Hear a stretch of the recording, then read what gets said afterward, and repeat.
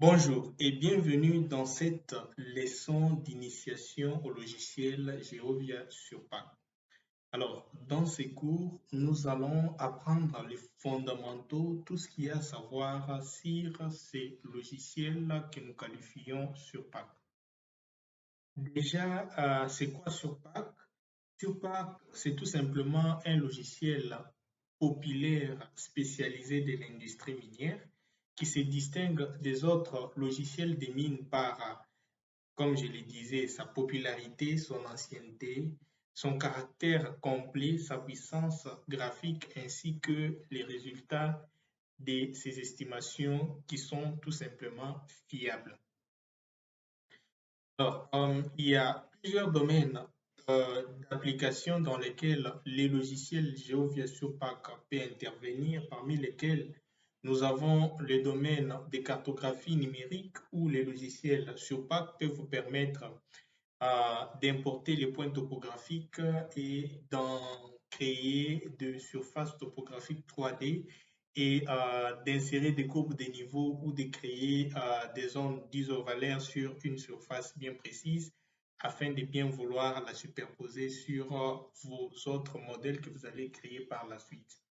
Et le deuxième domaine dans lequel Surpack peut être utilisé, c'est les domaines de modélisation géologique 3D, où en fait, à partir des données de forage, il y a des simulations qui sont faites pour représenter géométriquement un gisement afin de connaître son extension, de connaître sa succession lithologique et bien sûr d'avoir des amples détails sur les géo-objets qui sont utilisés bien sûr dans des prises de décision lors des études de faisabilité dans un projet minier. Nous avons également un autre projet ou un autre domaine d'application qui est le domaine d'estimation des ressources. Surpack vous permet évidemment d'évaluer les ressources ou la teneur d'un métal pour lequel vous êtes en train de faire des recherches, notamment des métaux en cuivre, cobalt, or, nickel et que sais-je encore. Alors, cette évaluation va vous permettre de déterminer à la fois la teneur moyenne, les tonnages et pourquoi pas le volume de votre gisement. Et le quatrième domaine dans lequel ces logiciels interviennent, c'est évidemment dans l'analyse géostatistique où on apporte un outil spécifique dans l'estimation afin de pouvoir optimiser la rentabilité d'une entreprise minière. Et le cinquième domaine qu'on évoquerait, c'est le design minier. Ici, il s'agit des domaines où il faut concevoir les mines à ciel ouvert ou les mines souterraines en définissant les paramètres spécifiques des rampes et des remblais.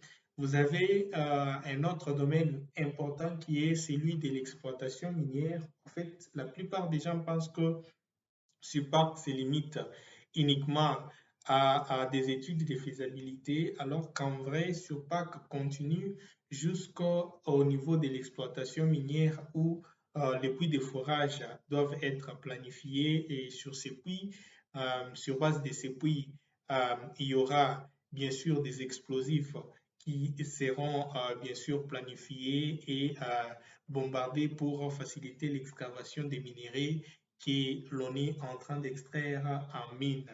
Donc voilà, Surpack est aussi un logiciel à l'usage d'un géologue de sélectivité minière.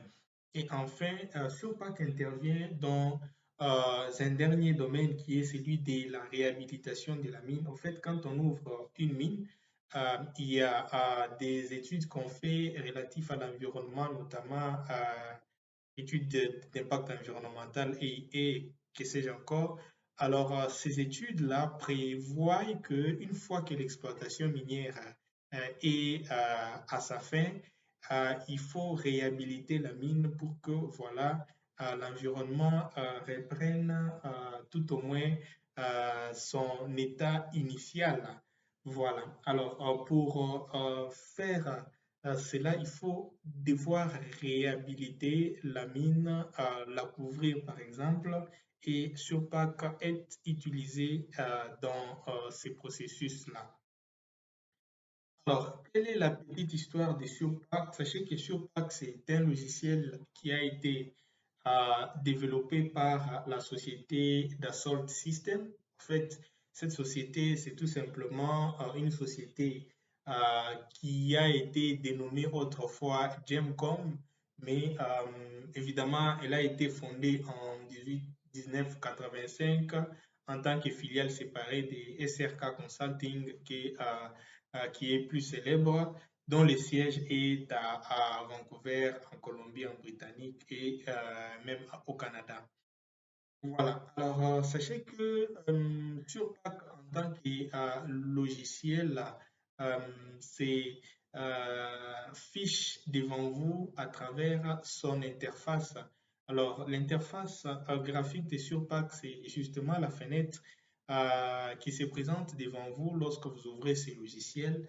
Et comme c'est évidemment la fenêtre sur laquelle vous allez faire les gros de votre travail, il est important, primordial de mieux maîtriser cette interface avant en fait, de progresser avec ces logiciels. Voilà, alors pour ce qui est de l'interface graphique de Surpack, il y a au moins cette partie que vous pouvez identifier sur voilà, ces slides. Vous avez la première partie qui en fait est constituée des barres et les barres, vous en avez sur tous les logiciels. Par exemple, vous avez cette barre-là, la toute première barre qui est la barre des titres, qui généralement porte les logos du logiciel à l'extrême gauche. Au centre, vous avez les titres du logiciel. Dans ce cas, il s'agit de Surpack, bien sûr, mais éventuellement avec les titres de votre projet, si vous l'avez évidemment nommé. Et à l'extrême droite, vous avez les trois fameux boutons, comment dire, cacher, réduire et fermer. Voilà, donc ça c'est la barre des titres. Ensuite, vous avez la barre des menus sur laquelle vous trouverez plusieurs menus, notamment les menus classiques File, Edit, Display, que l'on peut retrouver dans tous les autres logiciels et évidemment des données spécifiques à chaque logiciel. Par exemple, dans Surpack, vous aurez Database, Design et voilà, Block Model et que sais-je encore. Voilà, donc à part la partie des barres, vous avez une autre partie qui est la partie des navigateurs. En fait, cette partie fonctionne exactement comme Explorer pour les systèmes d'exploitation Windows. Si vous utilisez un PC, vous vous en souviendrez. Donc, l'Explorer sert à quoi? L'Explorer, c'est en fait une bibliothèque qui sert à ranger tous les documents voilà, sur lesquels vous êtes en train de travailler selon une néalogie afin que vous puissiez facilement les retrouver. Et si vous jetez un coup d'œil sur cette partie, vous voyez que voilà, il y a des documents en dessous desquels il y a des sous-documents. Tout cela vous permet bien sûr de repérer là où vous allez enregistrer les différents projets que vous utilisez, sur lesquels vous travaillez dans Surpack, ainsi que les différents fichiers. Ensuite, vous avez la fenêtre d'affichage qui est en fait la fenêtre centrale. Par défaut, dans Surpack, cette fenêtre est tout noir. Mais sachez que en fait, vous pouvez paramétrer pour que vous puissiez la rendre blanche ou la conférer n'importe quelle couleur.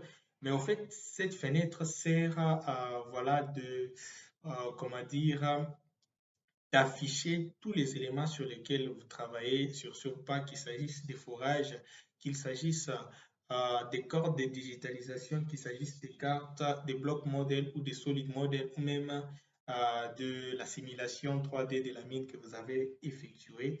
Tout ça peut s'afficher sur cet espace et donc c'est une partie qui est tout aussi importante. Ensuite, vous avez la quatrième partie qui est la liste des couches. En fait, c'est dans cette partie que sera affiché tout tous les fichiers sur lesquels vous travaillez, en fait, les fichiers actifs sur lesquels vous travaillez.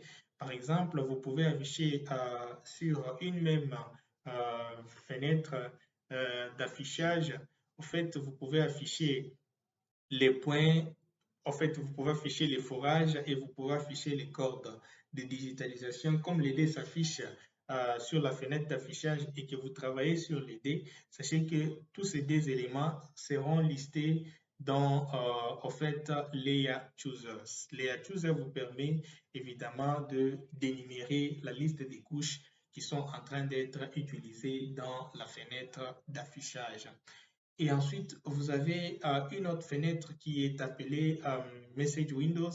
En fait, c'est cette cinquième partie sur l'interface qui vous permet de, en fait, de recevoir toutes, tous les messages d'erreur ou les messages de confirmation de la réalisation d'une tâche, par exemple. Et c'est d'une grande importance parce qu'avec le temps, lorsque vous maîtrisez ce logiciel, vous êtes en mesure de déceler à partir d'une erreur ce qu'il faut faire pour bien réussir la réalisation d'une tâche. Et ensuite, vous avez, comment dire, la barre d'accès rapide. C'est cette barre qui est juste en dessous de la partie Message Windows. Et dans Surpack, comme il y a beaucoup de tâches à effectuer, alors chaque tâche est attribuée à, comment dire, une raccourci ou bien sûr ses initiales. Il suffirait d'entrer ses initiales de 2, 3, 4 lettres dans la barre d'accès pour faire appel à cette tâche ou à cette option sans avoir à recourir au menu ou aux outils, ce qui peut tout simplement vous ennuyer. Et enfin, vous avez les statu bar qui est tout aussi une partie importante, c'est constitue généralement le pied de l'interface. En fait, si vous utilisez, comment dire, un logiciel de 3D, vous savez exactement qu'il y a évidemment en bas de l'interface l'affichage des coordonnées X, Y, Z du point sur lequel vous vous situez. Alors, cette partie de pied de l'interface est appelée tout simplement statut bar. Alors, pourquoi Surpack? Vous pouvez vous poser cette question. Alors, sachez que Surpack, c'est un logiciel dont la maîtrise peut propulser la carrière de n'importe quelle personne qui œuvre dans les domaines miniers, que vous soyez géologue, ingénieur des mines, topographe, planificateur ou que vous êtes passionné tout simplement de travailler dans la mine. Surpack peut être un logiciel qui va vous faire exceller. En tant que jeune géo-ingénieur, maîtriser Surpack a permis à beaucoup de gens de décrocher un poste important alors qu'ils étaient en face évidemment de géologues qui étaient tout simplement calés et ayant beaucoup d'années d'expérience. Alors, voilà pourquoi nous vous donnons rendez-vous pour une autre leçon dans laquelle nous allons cette fois-là détailler les 7 raisons d'utiliser le logiciel GeoVia Surpack.